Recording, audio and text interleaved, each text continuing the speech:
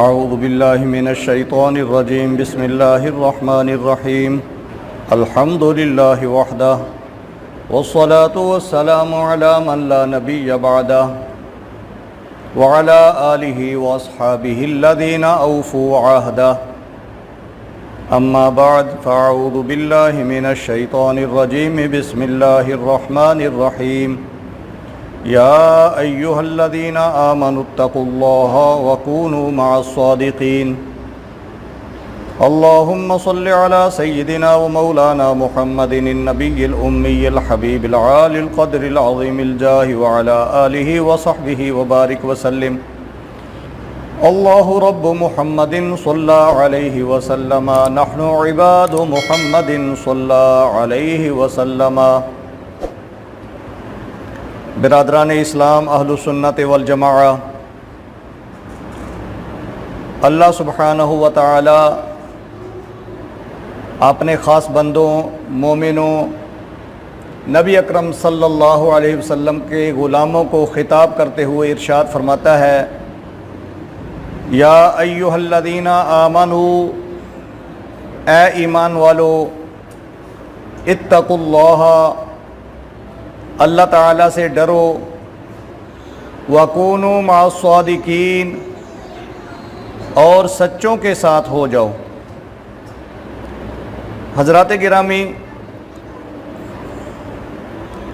یہاں پہ جو الصادقین ارشاد فرمایا گیا ہے، اس سے مراد تمام مفسرین نے اولیاء اللہ مراد لیے ہیں، جو اللہ کے قریبی ہیں، اللہ سبحانہ و تعالیٰ کے جو دوست ہیں، جن کو قرآن پاک میں اولیاء اللہ کہا گیا ہے، وہ مراد لیے گئے ہیں۔ اب جب اللہ سبحانہ و تعالیٰ نے یہ فرمایا کہ سچوں کے ساتھ ہو جاؤ، تو سچوں سے مراد جب اولیاء اللہ ہیں، اللہ کے محبوب مقبول نیک لوگ ہیں، تو اس سے یہ پتہ چلا کہ اللہ سبحانہ و تعالی ہمیں یہ حکم فرما رہا ہے کہ ہم اولیاء اللہ کے ساتھ ہو جائیں، کیونکہ وہ سچے لوگ ہیں۔ تو حضرات گرامی، یہ سچے جو ہیں، یہ دین کی ایمان کی جڑ ہیں، بنیاد ہیں۔ ہم نمازیں پڑھتے ہیں، ہر نماز میں ہم دعا مانگتے ہیں، اہدنا الصراط المستقیم، یا رب العالمین ہمیں سیدھے راستے پر چلا، صراط الذین انعمت علیہم، راستہ ان لوگوں کا جن پر تو نے انعام فرمایا ہے۔ پھر آگے سورہ نساء میں اللہ سبحانہ و تعالی ارشاد فرماتا ہے، اولئک الذین انعم اللہ علیہم من النبیین والصدیقین والشہداء والصالحین، اور یہ جن پر اللہ سبحانہ و تعالیٰ کا انعام ہے وہ انبیاء ہیں، صدیقین ہیں، شہداء ہیں اور صالحین ہیں۔ تو ہمیں اولیاء اللہ کے ساتھ رہنا ہے، یہ دین کی جڑ ہیں، دین کی بنیاد ہیں۔ تو حضرات گرامی، جس کا تعلق جڑ کے ساتھ رہے، اسی درخت کو پھل پھول لگتے ہیں، اسی پر پھل آتے ہیں، اسی پر پھول لگتے ہیں۔ تو یہ ہم اہل سنت والجماعت کے بارے میں ہم کہہ سکتے ہیں کہ یہ جو مسلک اور مذہب ہے یہ سچا ہے، کیونکہ اولیاء اللہ جو ہیں وہ صرف اسی مذہب میں ہیں، باقی کسی بھی مذہب میں اولیاء کرام کا وجود نہیں ہے۔ آپ دیکھیے کہ بنی اسرائیل میں ہزارہ اولیاء پیدا ہوئے، لیکن جس دن سے یہ دین منسوخ ہوا، اس دن کے بعد اس مذہب میں کوئی بھی ولی پیدا نہیں ہوا۔ تو اس لیے اللہ سبحانہ و تعالی نے ارشاد فرمایا کہ تم ہمیشہ سچوں کے ساتھ رہو، سچوں سے الگ نہ رہو۔ تو اللہ سبحانہ و تعالی کا یہ کہنا، تو اس سے مراد یہ ہے کہ تم اہل سنت والجماعت بن کر رہو، اور جو اولیاء اللہ ہیں ان کے ساتھ ہو کر رہو۔ یا ایہا الذین آمنوا کے سلسلے میں اگلی آیہ کریمہ اللہ سبحانہ و تعالی ارشاد فرماتا ہے، یا ایہا الذین آمنوا قاتلوا الذین یلونکم من الکفار ولیجدوا فیکم غلظہ وَاعْلَمُوا أَنَّ اللَّهَ مَعَ الْمُتَّقِينَ۔ ارشاد ہے یا ایھا الذین آمنوا، اے ایمان والو، قاتلوا الذین یلونکم من الکفار، مقاتلہ کرو، جہاد کرو ان کفار سے جو تمہارے قریب ہیں، وَلْيَجِدُوا فِيكُمْ غِلْظَةً، اور یہ ضروری ہے کہ وہ تم میں سختی کو پائیں، وَاعْلَمُوا أَنَّ اللَّهَ مَعَ الْمُتَّقِينَ، اور جان لو کہ بے شک اللہ سبحانہ و تعالی متقین کے ساتھ ہے۔ حضرات گرامی، یہاں پہ اللہ سبحانہ و تعالی مومنوں کو، اپنے حبیب کے غلاموں کو، اپنے بندوں کو یہ حکم دے رہا ہے کہ تم کفار کے ساتھ مقاتلہ کرو، کفار کے ساتھ جنگ کرو، کفار کے ساتھ جہاد کرو۔ تو اس سے مراد وہ کفار ہیں جو ہمارے قریب رہتے ہیں۔ فرمایا گیا کہ پہلے اپنے قریبی جو کفار ہیں ان کے ساتھ مقاتلہ کرو۔ تو ایک تو علماء کرام نے یہ بیان فرمایا ہے کہ اس سے ترتیب وار جہاد کا جو ہے وہ پتہ چلتا ہے کہ سب سے پہلے جو قریبی لوگ، جو قریبی کفار ہیں ان سے جہاد کرو، بعد میں دور کے جو کفار ہیں ان کے ساتھ مقابلہ کرو۔ لیکن صوفیاء کرام وہ اس سے ایک اور بات جو ہے وہ نکالتے ہیں، وہ کہتے ہیں کہ سب سے پہلے آپ نے جو اندر جو آپ کا نفس ہے، نفس امارہ، جو آپ کو برائی کا حکم دیتا ہے اور نیکی سے روکتا ہے، سب سے پہلے اس کے ساتھ جہاد کرو، پہلے اس کے ساتھ مقاتلہ کرو، پہلے اس کا مقابلہ کرو، پہلے اس کو شکست دو، تو پھر تم کفار کو بھی شکست دے سکو گے۔ تو صوفیاء کرام جو ہیں وہ قریبی کفار سے انسان کی جو خواہشات ہیں، نفس امارہ ہے یا دوسری ایسی چیزیں ہیں جو اس کو نیکیاں کرنے سے روکتے ہیں، وہ اس سے یہ مراد لیتے ہیں۔ وَلْيَجِدُوا فِيكُمْ غِلْظَةً، اور اللہ سبحانہ و تعالی ارشاد فرماتا ہے کہ وہ کفار کوئی بھی ہوں تو جب بھی وہ تمہیں پائیں وہ تمہارے اندر سختی کو پائیں۔ سختی کیسے؟ کہ اللہ سبحانہ و تعالی نے ارشاد فرما دیا کہ جب تم ان سے بات کرو تو سختی سے کرو، جب ان کے ساتھ کلام کرو تو سختی کے ساتھ کرو، ان کا مقابلہ کرو تو سختی کے ساتھ کرو، جب تم ان کے سامنے کھڑے ہو جاؤ تو سختی کے ساتھ کھڑے ہو جاؤ۔ تمہارے پاس ہتھیار جو ہیں وہ بہت زیادہ ہونے چاہیے، مضبوط ہتھیار ہونے چاہیے اور نئی قسم کے، جدید قسم کے ہتھیار ہونے چاہیے۔ تو وَلْيَجِدُوا فِيكُمْ غِلْظَةً، کہ وہ تمہارے ہر انداز میں، تمہاری ہر حرکت میں، تمہارے اٹھنے بیٹھنے میں وہ سختی کو پائیں کہ مسلمان جو ہیں یہ ہمارے مقابلے میں سخت ہی سخت ہیں، نرم نہیں ہیں۔ تو حضرات گرامی، یہ جو ہے وَلْيَجِدُوا فِيكُمْ غِلْظَةً، اس سے یہ باقی جو نرمی کی جتنی بھی آیات ہیں وہ ساری کی ساری منسوخ ہو گئی ہیں۔ اب یہ جو ہمیں پڑھایا جاتا ہے جی اخلاق کے ساتھ، امن کے ساتھ بات کرو، یہ بھی غلط ہے۔ اور یہ جو کہا جاتا ہے کہ اسلام امن کا اور نرمی کا سبق دیتا ہے، یہ بھی غلط ہے۔ اسلام نرمی کی جگہ پہ نرمی کا سبق دیتا ہے اور سختی کی جگہ پہ سختی کا سبق دیتا ہے۔ جہاں پہ سختی کرنی چاہیے وہاں پہ سخت ہونا چاہیے۔ اور یہ آیہ کریمہ جو ہے یہ اس بارے میں صریح ہے، واضح ہے، اور اللہ تعالیٰ کا حکم ہے وَلْيَجِدُوا فِيكُمْ غِلْظَةً، اور چاہیے کہ وہ تم میں سختی کو پائیں۔ اگر کوئی ان کے ساتھ معاملہ کرنا ہے تو بھی سختی کے ساتھ، بات کرنی ہے تو بھی سختی کے ساتھ، اپنے پاؤں جو ہیں وہ مضبوطی سے جمے ہوئے ہوں، اپنے موقف پر جو بات ہم نے کہنی ہے وہ سختی کے ساتھ کہیں، جو بات منوانی ہے وہ سختی کے ساتھ منوائیں۔ اور جب بھی مسلمانوں نے یہ رویہ اپنایا ہے تو ہمیشہ ہمیشہ کے لیے کفر جو ہے اس کو شکست ہوئی ہے۔ اور جب بھی مسلمانوں نے نرمی کا، بات چیت کا یہ رویہ اپنایا ہے، وقت دینے کا رویہ اپنایا ہے، تو ہمیشہ مسلمانوں کو نقصان پہنچا ہے۔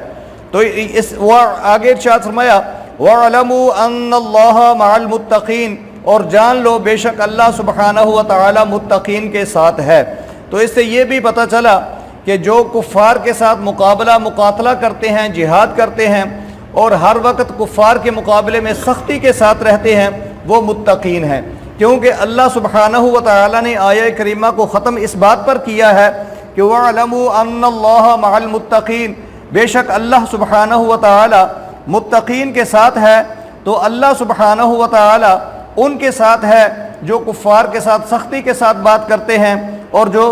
جو مومنین کفار کے ساتھ مقاتلہ کرتے ہیں اللہ سبحانہ و تعالی ان کے ساتھ ہے۔ تو اس آیہ کریمہ میں اللہ سبحانہ و تعالی نے کفار کے ساتھ مقابلے کا حکم دیا ہے، اور اللہ سبحانہ و تعالی نے سخت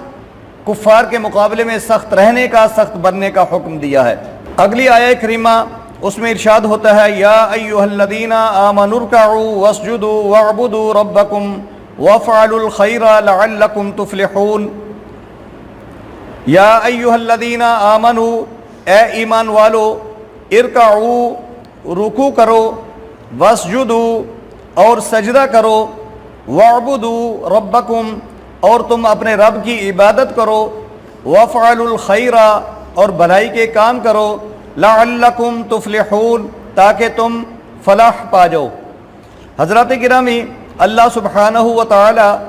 یہاں پہ سجدے کا اور رکوع کا حکم اکٹھا آتا ہے تو وہاں اس سے مراد نماز کا سجدہ ہے کہ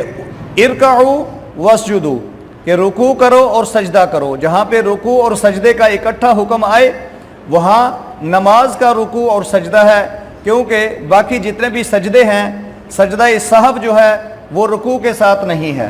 جو سجدہ تلاوت ہے وہ بھی رکوع کے ساتھ نہیں ہے۔ تو جب رکوع کا اور سجدے کا حکم اکٹھا آئے تو اس سے مراد نماز کا سجدہ ہے، نماز کا رکوع ہے، وہی مراد لینا ہے۔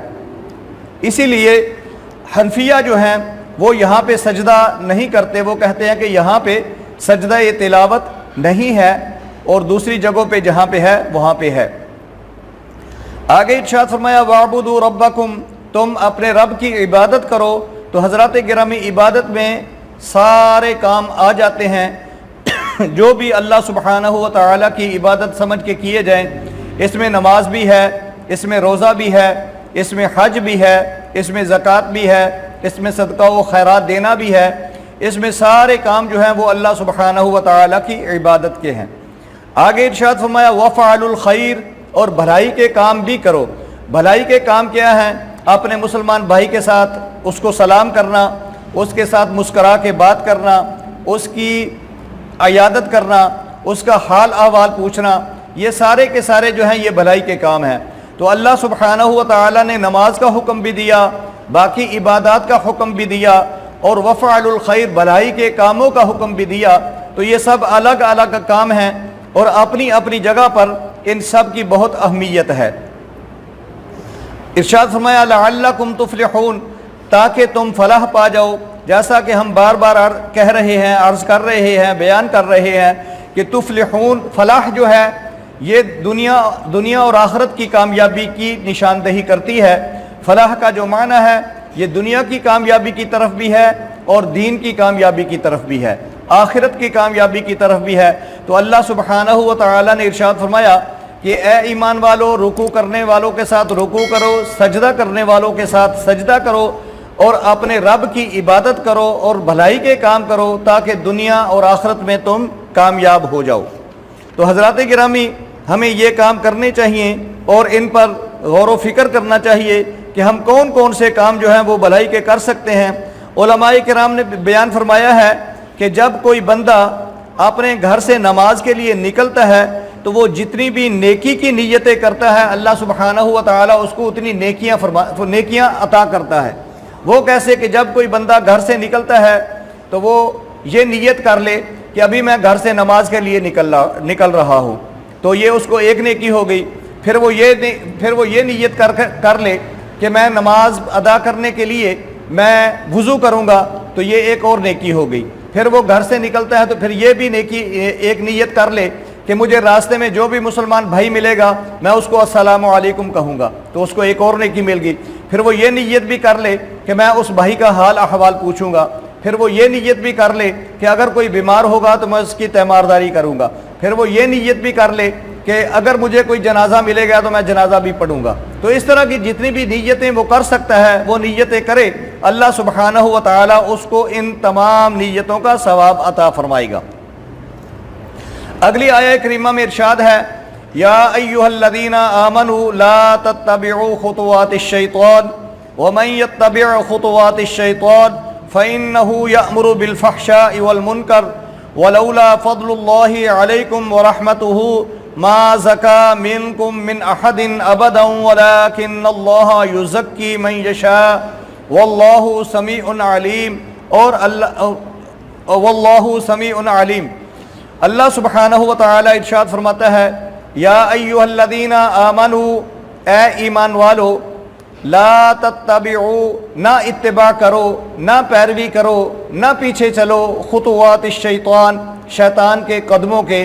شیطان کے قدموں پر نہ چلو، شیطان کے قدموں کی پیروی نہ کرو، اور شیطان کے جو نشانات ہیں اس کے راستے پر نہ چلو۔ وَمَن يَتَّبِعْ خُطُوَاتِ الشَّيْطَانِ، تو جو شخص بھی شیطان کے قدموں پر چلے گا تو شیطان کیا کرتا ہے؟ فَإِنَّهُ يَأْمُرُ بِالْفَحْشَاءِ وَالْمُنكَرِ، شیطان جو ہے وہ تو تمہیں بے حیائی کا اور برائی کا حکم کرتا ہے۔ یہ آیہ کریمہ اس وقت نازل ہوئی جب کچھ یہودیوں نے اور منافقوں نے حضرت سیدہ عائشہ صدیقہ رضی اللہ تعالی عنہا پر بہتان لگایا۔ صبح فجر کی نماز کے بعد بھی ہم نے سیدہ عائشہ صدیقہ رضی اللہ تعالی عنہا کا ذکر کیا تھا، تو ابھی بھی یہ اس آیہ کریمہ وہی آ گئی ہے سورہ نور کی، تو اس میں اللہ سبحانہ و تعالی اسی ضمن میں یہ ارشاد فرما رہا ہے کہ یا ایھا الذین آمنوا لا تتبعوا خطوات الشیطان، اے ایمان والو، جو شیطان کے قدم ہیں، شیطان کے نشانات ہیں، ان پر مت چلو۔ تو جن لوگوں نے حضرت سیدہ عائشہ صدیقہ رضی اللہ تعالی عنہا پر بہتان لگایا، تو اس سے بھی یہ پتہ چلتا ہے کہ وہ شیطان کے قدموں پر چلے، انہوں نے شیطان کی پیروی کی، اسی لیے تو اپنی ماں پر انہوں نے بہتان لگایا۔ سیدہ عائشہ صدیقہ رضی اللہ تعالی عنہا مومنوں کی ماں ہیں، تو جو شیطان کا متبع ہوتا ہے وہ بے حیا ہوتا ہے، بدکار ہوتا ہے، تو اسی لیے ان کو یہ جرأت ہوتی ہے کہ وہ اپنی ماں پر الزام لگائیں، بہتان لگائیں۔ اور شیطان جو ہے وہ تمہیں بے حیائی اور برائی کے کاموں کا حکم کرتا ہے، تو شیطان نے ان لوگوں کو، منافقوں کو حکم کیا کہ وہ حضرت سیدہ عائشہ صدیقہ ام المؤمنین رضی اللہ تعالی عنہا پر بہتان کریں، بہتان لگائیں اور الزام لگائیں، تو انہوں نے وہ الزام لگایا۔ آگے اللہ سبحانہ و تعالی ارشاد فرماتا ہے وَلَوْلَا فَضْلُ اللَّهِ عَلَيْكُمْ وَرَحْمَتُهُ مَا زَكَى مِنكُم مِّنْ أَحَدٍ أَبَدًا، کہ اگر اللہ سبحانہ و تعالی کا تم پر فضل نہ ہوتا اور اللہ سبحانہ و تعالی کی رحمت نہ ہوتی تو البتہ کوئی بھی تم میں کوئی ایک بھی پاکیزہ نہ ہو سکتا۔ تو وہ لوگ جو مسلمان کفار کی باتوں میں اور یہودیوں کی باتوں میں آ کر اور شیطان کی پیروی کر کے جو اس سازش میں شریک ہوئے، تو اللہ سبحانہ و تعالی نے بعد میں ان کو راستہ دکھایا، سیدھے راستے پر آ گئے اور انہوں نے پھر توبہ بھی کی۔ تو اللہ سبحانہ و تعالی فرماتا ہے کہ تمہاری یہ توبہ کرنا یہ اللہ سبحانہ و تعالی کا فضل ہے، اللہ سبحانہ و تعالی کی رحمت ہے تم پر۔ اگر اللہ سبحانہ و تعالی کا فضل اور اللہ سبحانہ و تعالی کی رحمت تم پر نہ ہوتی تو تم توبہ نہ کر سکتے اور تم پاک بھی نہ ہو سکتے۔ وَلَكِنَّ اللَّهَ يُزَكِّي مَن يَشَاءُ، لیکن اللہ سبحانہ و تعالی جسے چاہتا ہے اس کا تزکیہ کرتا ہے، اس کو پاک بناتا ہے۔ تو حضرات گرامی، اللہ سبحانہ و تعالی نے ان مسلمانوں کا جو یہودیوں کی باتوں میں، منافقوں کی باتوں میں آ گئے تھے، اللہ سبحانہ و تعالی نے ان کو موقع دیا اور اللہ سبحانہ و تعالی نے ان کو پاک کیا اور انہوں نے توبہ کی، ان کو سزا بھی ملی، اس سزا کے بعد وہ پاک ہو گئے، صاف ہو گئے اور اللہ سبحانہ و تعالی نے ان کی توبہ کو قبول کیا۔ آگے ارشاد ہوتا ہے واللہ سمیع علیم، اور اللہ سبحانہ و تعالی سننے والا ہے اور جاننے والا ہے۔ سننے والا ہے ان باتوں کو جو تم کفار کے ساتھ، منافقین کے ساتھ، مشرکوں کے ساتھ جو باتیں تم کرتے ہو، اللہ سبحانہ و تعالی ان باتوں کو سننے والا ہے۔ علیم، اللہ سبحانہ و تعالی تمہارے دلوں کے اندر جو باتیں ہیں اللہ سبحانہ و تعالی ان کو جاننے والا بھی ہے۔ اگلی آیہ کریمہ ارشاد ہے یا ایھا الذین آمنوا لا تدخلوا بیوتا غیر بیوتکم حتی تستأنسوا وتسلموا علی اہلہا ذالکم خیر لکم لعلکم تذکرون۔ یہ آیہ کریمہ ہمیں ہماری سوسائٹی، ہمارے معاشرے کے جو آداب ہیں وہ سکھاتی ہے۔ اللہ سبحانہ و تعالی اپنے بندوں کو، نبی اکرم صلی اللہ علیہ وسلم کے غلاموں کو، مومنوں کو ان کی تربیت فرماتے ہوئے، ان کو تعلیم دیتے ہوئے، اپنی سوسائٹی میں، اپنے گھروں میں کیسے رہنا ہے وہ بتاتے ہوئے ارشاد فرماتا ہے، یا ایھا الذین آمنوا، اے ایمان والو، لا تدخلوا بیوتا، تم نہ داخل ہو وہ گھروں کو، غیر بیوتکم، جو تمہارے گھر نہیں ہیں، یعنی ایسے گھروں میں مت داخل ہو وہ جو تمہارے اپنے گھر نہیں ہیں۔ جب داخل ہونا ہے تو کیسے داخل ہونا ہے وہ بتایا، حتی تستأنسوا، حتیٰ کہ تم ان سے اجازت لے لو، وتسلموا علی اہلہا، اور جو اس گھر میں رہتے ہیں ان کو سلام کر لو۔ یہاں پہ ہم جو اپنے گھروں میں، اپنی گلیوں میں، اپنے محلے میں رہتے ہیں تو ہمیں کام پڑتا ہے دوسرے گھر میں جانے کا، تو اللہ سبحانہ و تعالی ہمیں اس گھر میں جانے کا طریقہ بتا رہا ہے کہ ہم پہلے اس گھر میں جائیں، دروازہ کھٹکھٹائیں، السلام علیکم کہیں اگر وہ ہماری آواز کو پہچانتا ہے، اپنا نام بتائیں، یعنی کوئی بھی طریقہ ایسا جس سے گھر والے یہ سمجھ لیں کہ یہ بندہ گھر میں داخل ہونے کی اجازت مانگ رہا ہے۔ ایک تو یہ ہے کہ پہلے اجازت لیں، پھر یہ ہے وَتُسَلِّمُوا، اور ان کو سلام کریں۔ السلام علیکم جب ہم کہتے ہیں اپنے دوسرے بھائی کو، مومن کو، تو اس کا مطلب یہ ہوتا ہے کہ میں تمہیں سلامتی دے رہا ہوں، اب میرے ہاتھ سے، میری زبان سے، میرے قول سے، میرے فعل سے تمہیں کوئی تکلیف نہ پہنچے گی بلکہ سلامتی پہنچے گی، کیونکہ میں تمہیں سلام کہہ رہا ہوں۔ یہ ایک وعدہ ہے دوسرے مومن کے ساتھ کہ جب بھی ملتے ہیں تو السلام علیکم کہتے ہیں تو یہ وعدہ ہے کہ میری طرف سے تمہارے لیے سلامتی ہی سلامتی ہے۔ پھر آگے والا بھائی کہتا ہے وعلیکم السلام، تو وہ بھی کہتا ہے کہ میری طرف سے بھی تمہارے لیے سلامتی ہی سلامتی ہے۔ تو یہ اسلام کا ایک ایسا ادب ہے، ایسا قانون ہے جو ایک مسلمان دوسرے مسلمان کے لیے جاری کرتا ہے۔ اور ارشاد فرمایا کہ جب تم گھروں میں داخل ہونا چاہتے ہو تو پھر ان کو سلام بھی کرو کہ میں آپ کے گھر میں داخل ہونا چاہتا ہوں تو میری طرف سے تمہیں سلامتی ہے، میرے ہاتھ سے بھی سارے گھر والے سلامتی میں رہیں گے، میری بات سے بھی سلامتی میں رہیں گے، میری آنکھوں سے بھی سلامتی میں رہیں گے، میرے دل سے بھی سلامتی میں رہیں گے۔ میں کوئی نہ آنکھوں کی خیانت کروں گا، نہ دل کی خیانت کروں گا، نہ ہاتھ سے خیانت کروں گا، اس لیے میں تمہیں سلام کہتا ہوں اور اندر آنے کی اجازت مانگتا ہوں۔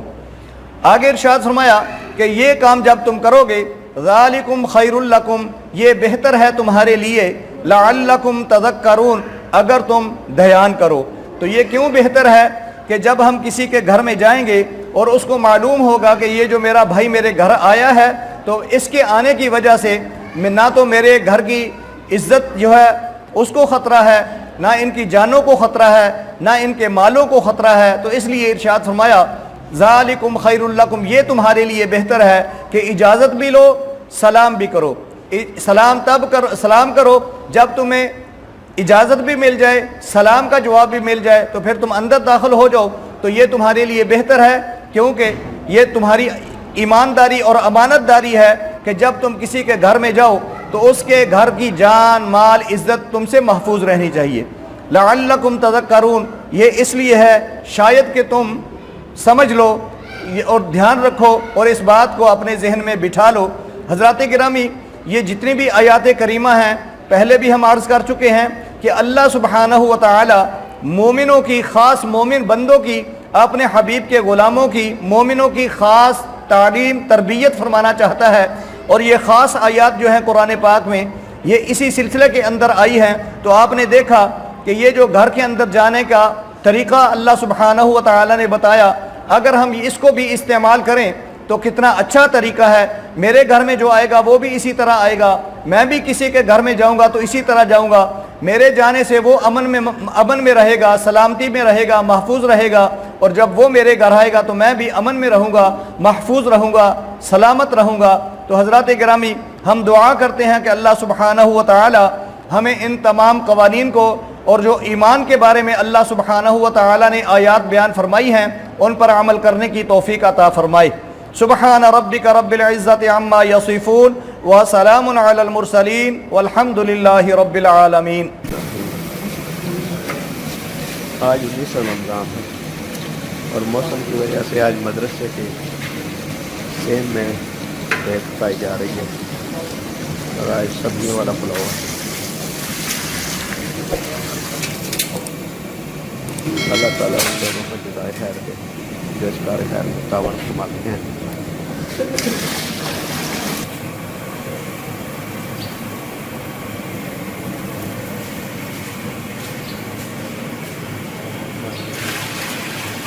جامعہ مجدیہ الثانیہ رضویہ دارالعلوم میں روزانہ درس قرآن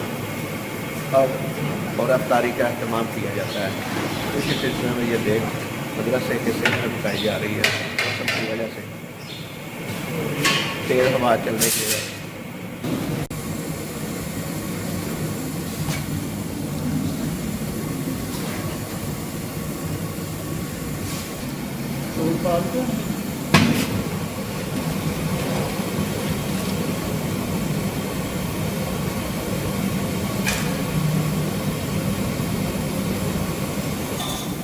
یہ سب تمہارا کرم ہے کا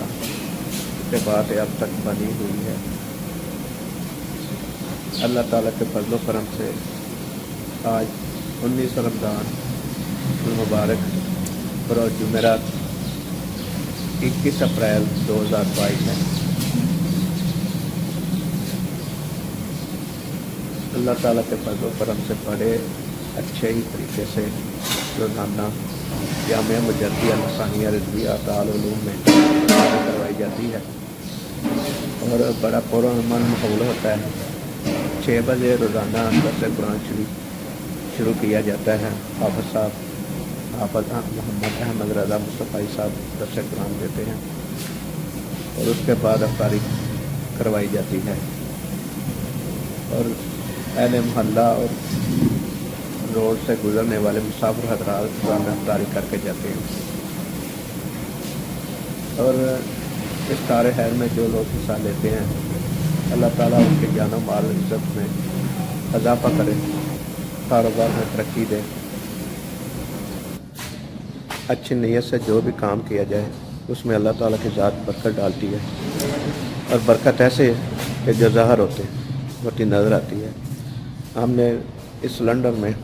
15 کلو گیس ڈلوائی تھی تو گیس ڈالنے والے نے کہا تھا کہ اس سے 8-9 دیگیں پک جائیں گی۔ الحمدللہ اللہ تعالیٰ کے فضل کے سے اللہ تعالیٰ نے اس میں اتنی برکت ڈالی کہ یہ